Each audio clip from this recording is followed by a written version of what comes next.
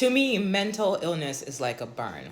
So in grad school, I was able to observe different dynamics in the burn unit. I was able to understand at least the depths of my observations, to understand the degree of pain that people experience in the debridement process. That means the process of cleaning the burn and making sure there is no bacteria, dirt, or anything in a deep burn.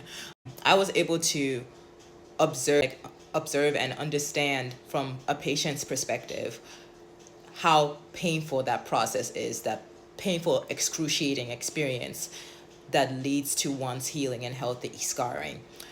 To me, mental illness is like a deep burn, especially those with serious and persistent mental illnesses. The continuous debridement of one's mental burns, I guess one would say, is painful, to say the least. Unfortunately, men are not socialized to speak on or understand or even clarify their internal mental and emotional states, right? Instead, improper standards of strength, protectorship, provision, and so forth are placed upon men.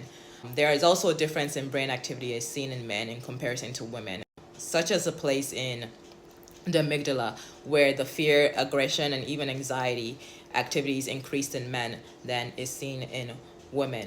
So June is Men's Mental Health Awareness Month. I hope that any man that sees this or might hear this be encouraged to seek the help that you need. Seek the professional, spiritual, financial, whatever kind of help that you need.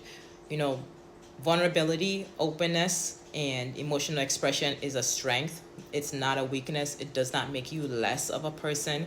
Showing your passion doesn't make you less of a person or less of a man.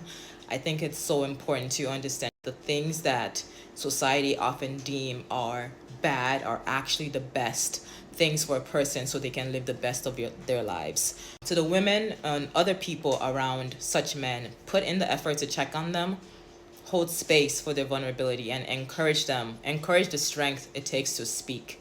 So I'm praying for those who need it. I'm praying that God guards your hearts, God guards your minds in Christ Jesus. And I pray that God reminds you of how precious you are, how necessary you are in this life, in the different interpersonal dynamics that you have.